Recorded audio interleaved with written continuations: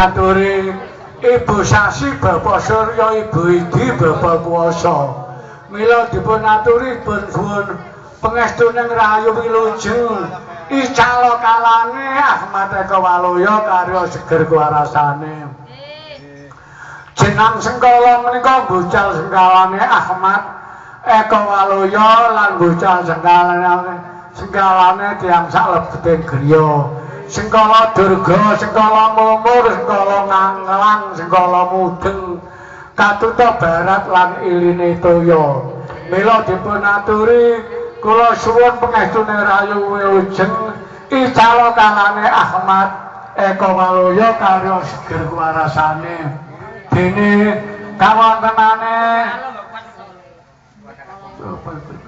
Katanggawa ingkang dipun aturi Bapak Adam Idukawa garwa lan putra sekabat sekawan daya sekawan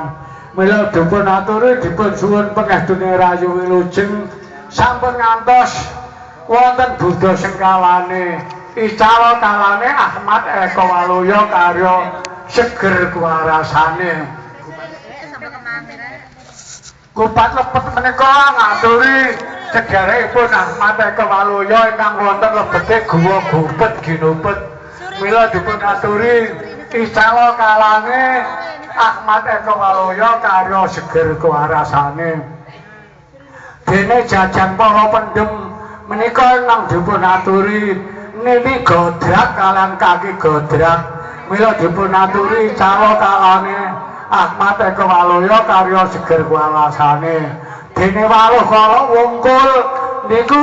ingkang dipun aturi ki gedhe parang wetan lan ngaturi kelonthong waluh ketepeng reges mila dipun aturi sampun ngantos ganggu kelahan Ahmad Eka Waluya ilang kalane karya seger kuwarasane la dene kawontenane Sekul Suci Ulam Sari menika ngaturi ingkang cikal bakal dusun wuluh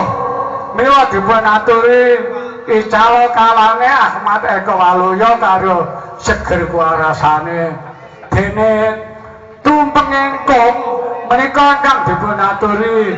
nini jangkung lan kaki jangkung ingkang jangkung Ahmad Eka Waluya rinten dalune sak saba parane sampun ngantos wonten Buddha sengkalane nyuwun kawilujengane icalo kalane Ahmad Eka Waluya karya seger kuwarasane dene tumpeng sewu menika ingkang dipun aturi kutu-kutu walang apaga ingkang gumremet ingkang kumerlip wonten salumaning bumi sak guruping langit mila dipun aturi dipun suwun pangestune rahayu wilujeng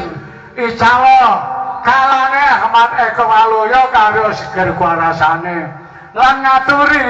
kebrat sekawan gangsal badane kebrat sekawan gangsal ingkang rumeksa mila dipun aturi dipun suwun pangestune rahayu wilujeng icalo kalane Ahmad Eka Waluya karya seger kuwarasane lan ngaturi dinten 7 pekenan gangsal dongane tulak blahe wekasan slamet kangge tetenger dinten Selasa Legi kangge tetenger dene anggen kula ndonongaken kula nyuwun dununge menawi wonten lepatipun kula nyuwun